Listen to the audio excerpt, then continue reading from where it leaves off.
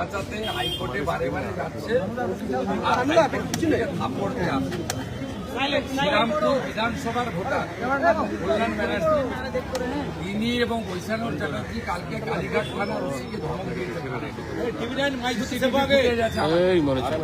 থানার OC GD করে আমি এফআইআর করার দাবি করছি। আপনি জানেন রংপুরে ফিঙ্গার লাগানোর জন্য দেবলীনা বিশ্বাস ধরা পড়ে গেছে, পারবে না করতে। আমি দেখাচ্ছি, আমি আপনাদের দেখাচ্ছি 750 ধরা পড়ে গেছে, পারবে না। এই যে তৃণমূল একটা নিকৃষ্ট মানের চোর, ভোট চোর, মানে করতে দেবো না। এটা হচ্ছে এটার উপরে লাগানো থাকবে, কালিটা লাগিয়ে দিয়ে বাইরে চলে যাবে। আচ্ছা আচ্ছা আচ্ছা আচ্ছা 750 নাম্বারটাও বলে দিলাম, purchase by the councillor Debolina Biswas. কোনো চুরি করতে দেব না। 3810 বিএলও স্লিপ ফিরে এসেছে, তাদেরকেও চিহ্নিত করে দিয়েছি আমরা বুথে বুথে। মমতা ব্যানার্জি হারাটা শুধু সময়ের অপেক্ষা। শুভেন্দু অধিকারী একদম 4 তারিখে লাস্ট মেশিন গোনা পর্যন্ত তৃণমূলকে কিভাবে ছুটাতে হয় এটা আমি জানি।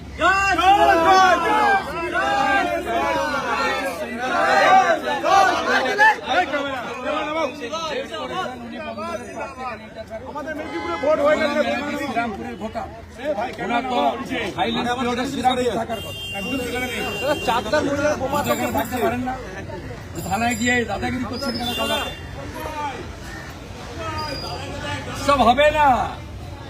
হাইকোর্টে যেমন কানমলা খেয়েছেন, তার সকাল থেকে ভবানীপুরের জনগণ আপনাদেরকে কানমলা দেবে। ফার্স্ট ফেজের ভোট শান্তিপূর্ণ হয়েছে, এটা তো শান্তিপূর্ণ।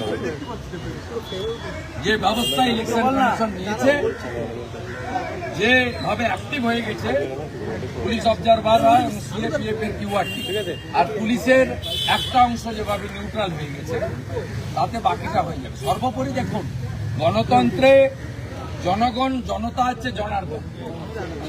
দেখে গেছে জনতা, ভোট পাবে না ক্লিয়ার মেসেজ।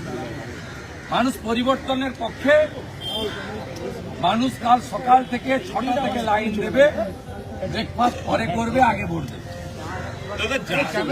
জাহাঙ্গীর কোনোভাবেই বেরিয়ে যাওয়ার পর হুমকি বা যে বিষয় আপনাদের মিডিয়া, আপনারা শাহজাহানকে দেখাতেন, এখন দেখাতে পারেন না।